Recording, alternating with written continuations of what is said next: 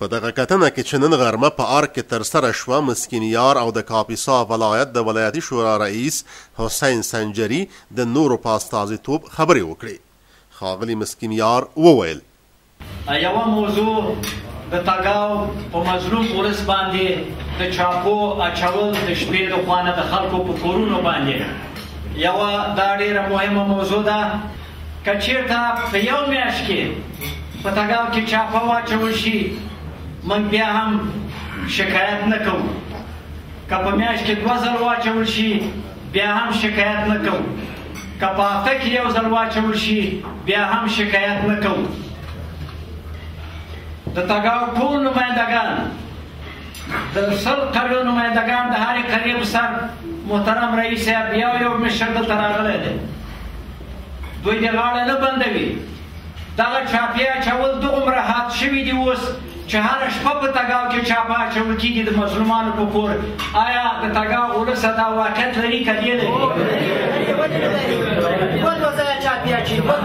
اجازه را دا چاپې محترم رئیس صاحب د دولت د طالبانو په کورونو نه دي. څو موده مخکې یو کس چې هغه په بازار کې ګریس بدلی د بوټلو، صدیق اخونزاده نومې د صدیق الله اخونزاده، د شپې د هغه په کور چاپه اچول شوې او د هغه د مړي سره هغه انساني کرامت هم چا نه دی مراعات کړی. بیادبي معاف لکه یو حیوان چې کشې وروسته یې مړی ورته په کوڅو کې په فاصله د 100 مترو کش کړی او وینې په کوڅو کې ښکاره کېدلې. د تګاو خلکو، کونډو، رونډو او ټولو خلکو سپینګیرو په دې حال باندې جړل چې آیا دا انساني روش دی، دا اسلامي روش دی، او که دا یې چې موږ ډېر ګناهګار یو چې موږ سره داسې چلن کي. د هغې په څنګ کې د تګاو په بازار کې په ولسوالۍ کې یو څوک په نوم د شیرالله اخونزاده، هغه په بازار کې ریړۍ چلی، دا دستګي کراچي جوجوالي او پنډي دی. د هغه په کور چاپه اچول شوې او هغه یې بې رحمانه وژلی دی، شهید کړی دی، بیا مړی ورته همداسې په کوڅو کې کش کړی دی او د ده سره یې بې حرمتي کړې ده.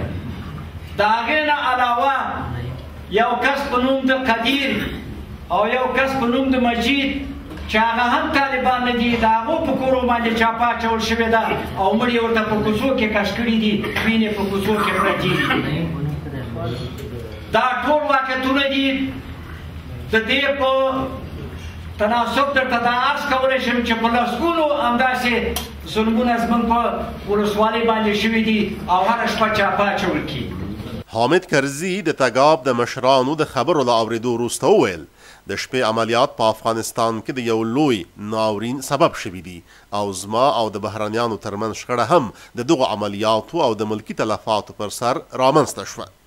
هیواد جمهور رئیس دوی ته ډاډ ورکړ لکه څنګه چې د هیواد په نورو سیمو کې د شپې عملیاتو په بندولو کې بهبود راغلی دی، په همدې ډول به د تګاب په ولسوالۍ کې هم د دغو عملیاتو په بندولو کې جدي اقدامات وکړي.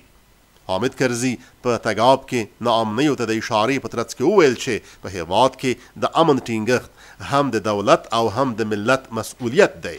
له دې امله هڅه وکړئ چې د هیواد له امنیتي ځواکونو سره په همکارۍ کې په خپله سیمه کې د ناامنۍ عوامل له منځه یوسئ.